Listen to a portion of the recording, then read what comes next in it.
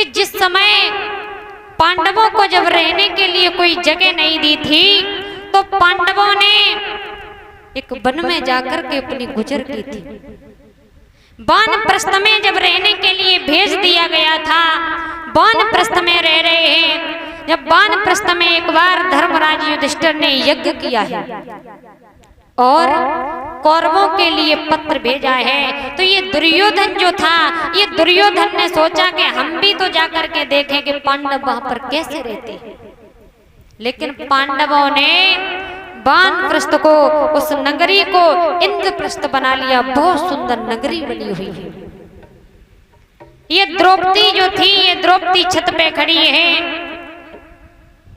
आज वही दुर्योधन जो है, दुर्योधन उस नगरी में जैसे ही प्रवेश किया है तो इसने क्या देखा है कि जल की जगह थल दिखाई दे रहा है और थल की जगह जल दिखाई दे रहा है। आगे बढ़ा है, जल भरा हुआ है, कीचड़ पड़ा है, दुर्योधन का पैर फिसला है और जमीन में गिर पड़ा है।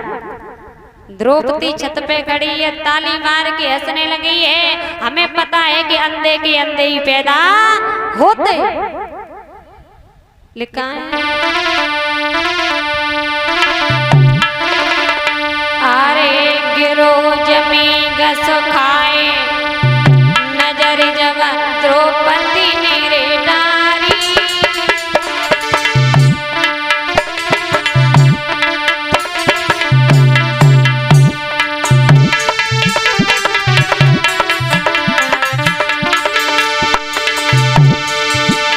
अरे गिरो जमी घस खाए, नजर जब द्रौपदी में डारी। और ताली मार के हंसी द्रौपदी मारी रे किलकारी। अरे ताली मार के हंसी द्रौपदी मारी किलकारी।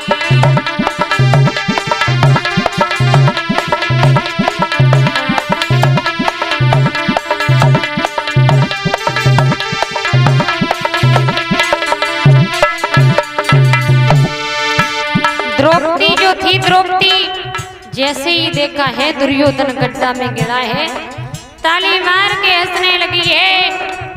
मुझे पता है कि अंधे के अंधे ही पैदा होते। दुर्योधन ने विचार किया, द्रौपदी तूने मेरा भरी सभा में अपमान किया है। अगर तुझे मैंने भरी सभा में नंगा करके अपनी जंगा पर न बैठाया तो मेरा नाम भी दुर्योधन नहीं है। अरे बायो तवई जो हर खाना, तो एक सभा में नंगो करे दुर्योधन मारी रहोता। तो एक सभा में नंगी करे दुर्योधन मारी रहोता।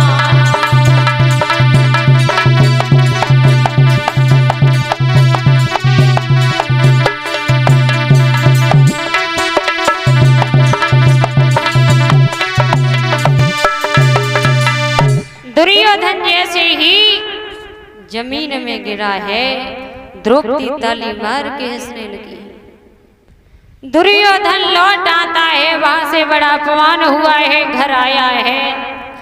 इसने क्या किया है, कौरवों से आकर के ये कहा है, जब मैं वानप्रस्थ में धर्मराज युधिष्ठिर के यज्ञ को देखने के लिए गए तो द्रौपदी ने मेरी भरी सभा में मेरा अपमान किया है। मुझसे कहा है कि अंधे के अंधे ही पैदा होते हैं। अगर द्रौपदी को मैंने नगिन करके अपनी जंगा पर नहीं बिठाया तो मेरा नाम भी दुर्योधन। इसने मामा शकुनी को बुलाया है, एक बात कही है, मामा कोई ऐसा कार्य करवाओ जिससे हो सकता है पांचों पांडवों को हराया जाए और उस द्रौपदी को भी जीत लिया जाए, जिससे मैं द्रौपदी को नगिन करके अपनी जंगा पर बैठा सकूं। मामा शकुनी ने एक बात कही है, दुर्योधन ऐसा करो, पत्र भेज करके पांचों पांडवों को बुलाओ अपने नगर में और कह दो यज्ञ रचवाया गया है। पांचों पांडवों को बुलवा लिया गया है।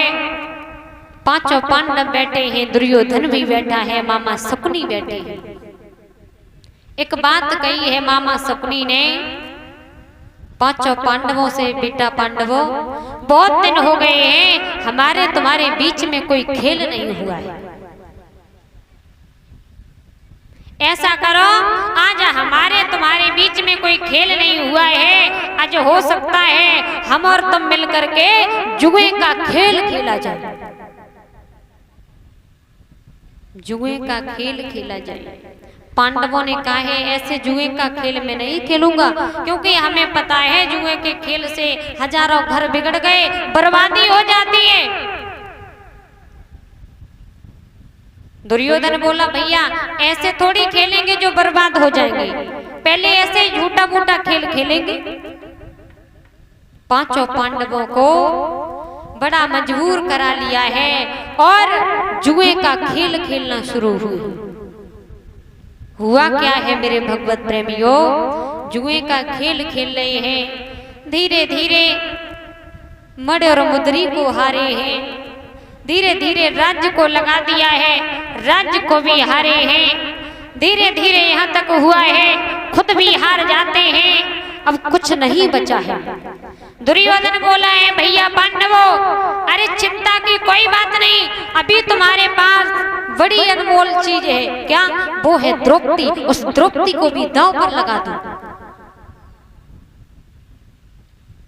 पांडवों ने जुए के खेल में हारते जा रहे हैं, हुआ क्या है द्रौपदी को भी दांव पर लगा दिया।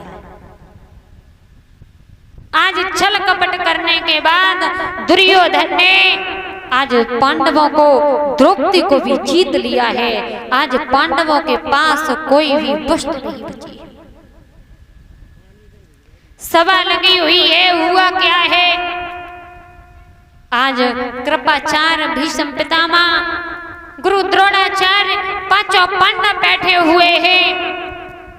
दुर्योधन ने दुशासन को बुलाया है, कह दिया है भैया दुशासन जा द्रौपदी को खींच करके महलों से लेकर के सभा में आ और नंगा करके मैं उस द्रौपदी को अपनी जंगा पर बिठाऊंगा।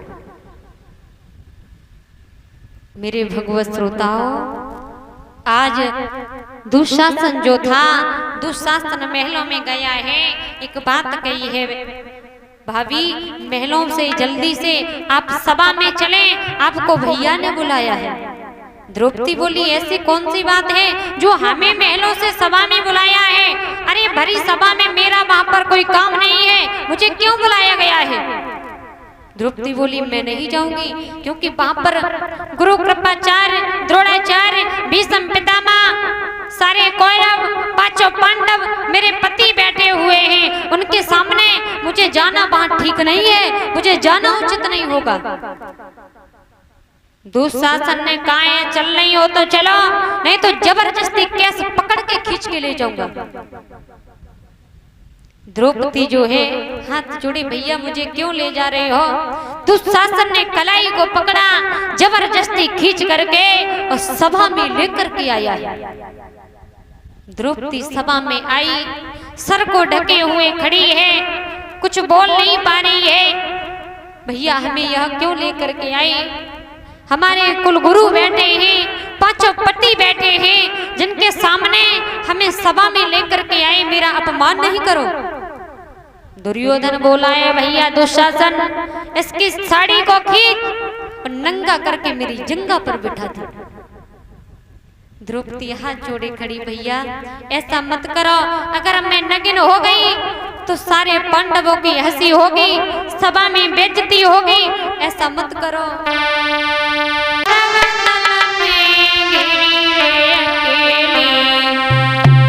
और मेरी हंसी हो जाएगी,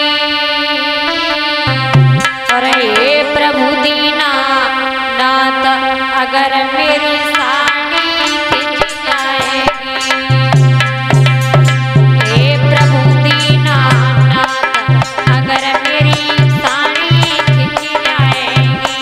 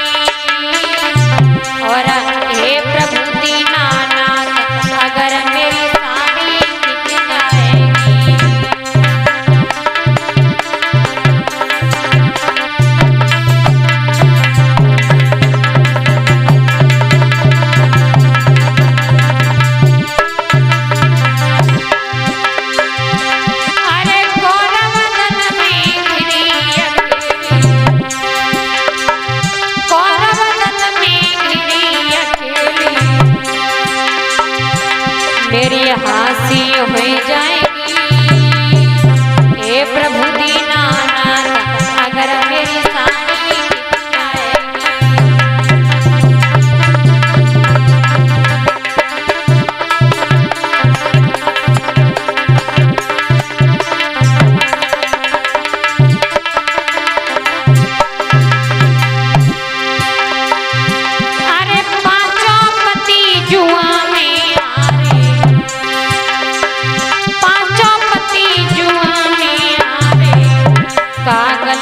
बनी हमारी और जो गिरधारी नाय तुम आए तो ये राजा हमारी।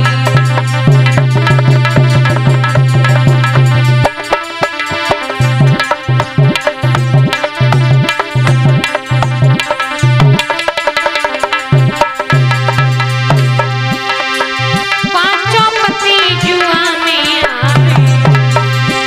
का गलती बनी हमारी और जो गिरधारी नाय तुम आए तो ये हंसी तुम्हारी। जो गिरधारी नाय तुम आए तो ये हंसी तुम्हारी।